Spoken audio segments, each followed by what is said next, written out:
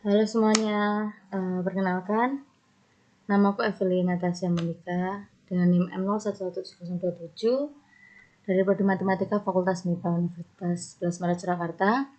Kali ini kita mau bahas nih tentang bagaimana model inflasi di masa pandemi seperti ini. Oke, yang pertama kita mau tahu dulu nih, apa sih inflasi itu? Inflasi merupakan fenomena moneter, yaitu suatu proses kenaikan harga, yaitu adanya kecenderungan bahwa harga meningkat secara terus-menerus. Untuk inflasi sendiri,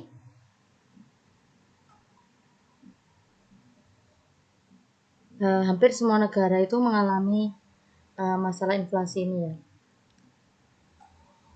Yang terkadang memberikan hambatan pada pertumbuhan ekonomi dari masing-masing negara. Inflasi memiliki rumus umum yaitu I sama dengan M V per T. Dengan M adalah jumlah uang yang beredar, V adalah velocity of money yaitu laju peredaran uang, dan T adalah transaksi. Ya, pada masa pandemi seperti ini menyebabkan T yaitu transaksi itu antara konsumen dan produsen itu semakin kecil. Selain itu juga peredaran uang mempengaruhi laju inflasi.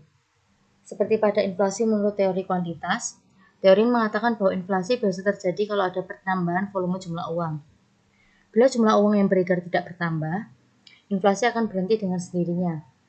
Jadi, penanggulangan inflasi bersumber pada penanggulangan jumlah uang yang beredar. Jumlah uang yang beredar bertambah, maka inflasi akan terjadi atau tinggi. Jadi untuk mengurangi inflasi bisa juga dengan mengurangi jumlah uang yang beredar atau velocity of money. Selanjutnya jumlah uang yang beredar dikelola oleh Bank Sentral atau Bank Indonesia yang bergantung pada suku bunga atau tingkat suku bunga. Selanjutnya diperlihatkan tabel, ada data jumlah uang yang beredar, ada tingkat suku bunga, ada pengeluaran pemerintah, dan inflasi pada tahun 2006 sampai 2015 di Indonesia. Data ini saya ambil bersumber dari Bank Indonesia dan Badan Pusat Statistik atau BPS. Kita bisa lihat dari tahun 2006 sampai 2015, tingkat suku bunga tertinggi terdapat pada tahun 2006 sebesar 9,75%. Sedangkan tingkat suku bunga mengalami penurunan yang cukup drastis pada tahun 2012 sebesar 5,75%. Dan juga inflasi mengalami peningkatan pada tahun 2008 sebesar 11,06%. Setelahnya, pada tahun 2009 inflasi mengalami penurunan yang cukup drastis sebesar 2,78%. Setelah kita melihat tingkat suku bunga, tingkat inflasi, dan lain sebagainya, kita mau lihat bagaimana sih hubungan tingkat bunga dan inflasi. Menurut teori paradoks Gibson, menjelaskan bahwa terdapat bukti tentang kecenderungan harga dan tingkat suku bunga yang bergerak bersamaan. Jika harga naik, tingkat suku bunga akan cenderung naik, dan jika harga turun, tingkat suku bunga akan cenderung turun juga. Kalau perubahan harga diantisipasikan, artinya masyarakat segera berantisipasi terhadap apa yang terjadi, maka tingkat suku bunga yang tinggi akan dikaitkan juga dengan laju inflasi yang cepat. Seperti yang saya jelaskan tadi, dan juga yang telah dijelaskan oleh Bapak Sutanto di video pada YouTube Bapak Sutanto, tingkat suku bunga dikendalikan oleh Bank Sentral. Di sini kita misalkan adalah R. Apabila suku bunga atau R besar, maka semakin banyak orang yang menabung. Sedangkan apabila suku bunga atau R kecil, maka orang akan mengambil kredit. Kredit di sini adalah yang dimaksud adalah ada kredit konsumtif dan kredit produktif.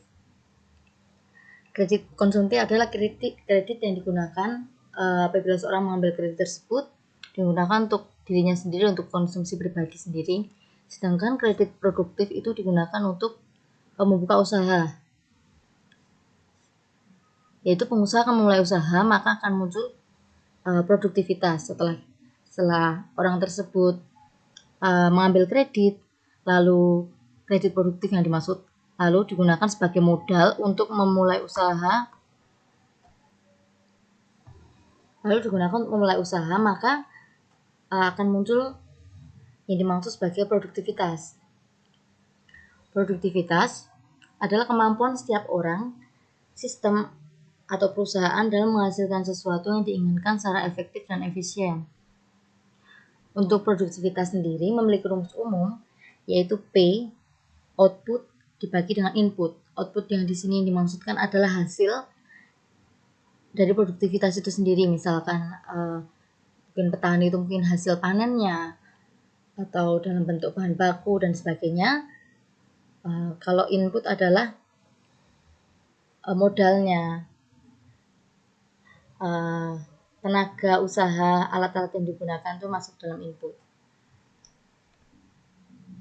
Selanjutnya dari produktivitas tersebut dibutuhkan sebuah modal, seperti yang saya jelaskan tadi, yang modalnya dapat diambil melalui bank, yaitu dalam bentuk kredit.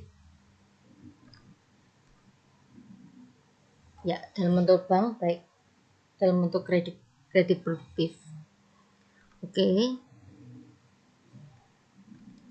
Selanjutnya, saya akan memberikan contoh fenomena yang terjadi di sekitar kita akhir-akhir ini, yaitu tentang naiknya harga kedelai yang menyebabkan harga tempe dan tahu naik cukup drastis pada akhir-akhir ini. Pada berita yang pertama, Kemendak beberkan penyebab melonjaknya harga kedelai, yaitu Kementerian Perdagangan membahas tentang penyebab melonjaknya harga kedelai akhir-akhir ini, yang pada mulanya hanya 9.200 meningkat menjadi 10.000. Karena kita tahu ya, Indonesia sendiri sampai saat ini masih mengimpor kedelai dari Amerika Serikat. Dan yang kita tahu bahwa masyarakat Indonesia memiliki pengkonsumsi kedelai terbesar ya, dalam waktu setahun tuh Indonesia termasuk terbesar dalam pengkonsumsi kedelai. Dan setelah kita lihat berita ini, karena impor dari Amerika sendiri harga yang mahal, dari Amerika Indonesia mendapat harga yang mahal, hal ini menyebabkan produksi tempe dan tahu juga naik sebesar 25% per hari ini, bertanggal 4 Januari. Ya, Indonesia menurut saya sendiri, karena kita tahu bahwa Indonesia membutuhkan kedelai yang cukup banyak karena masyarakatnya juga pengonsumsi kedelai. Kita bagaimana nih solusinya agar kita tidak terus-menerus mengimpor dari Amerika? Setelah saya baca dari beberapa sumber, Indonesia sudah mulai memperbaiki, tapi tidak berhasil karena kedelai tumbuh di area subtropis, sedangkan Indonesia sendiri merupakan area tropis.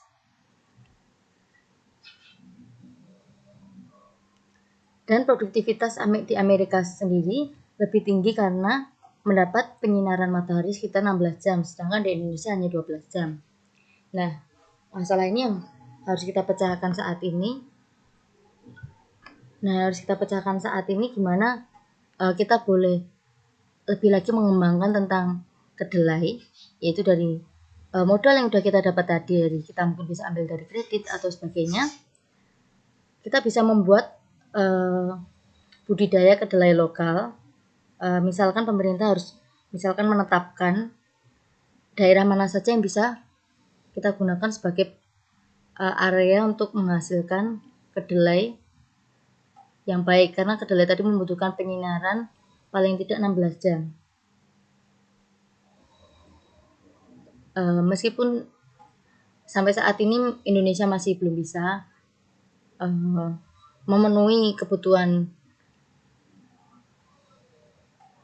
produktivitas kedelai di Indonesia masih cukup sedikit untuk produktivitas lokalnya, tapi ini bisa kita kembangkan bersama-sama untuk budidaya kedelai lokal agar tidak terus-menerus mengimpor dari Amerika Serikat.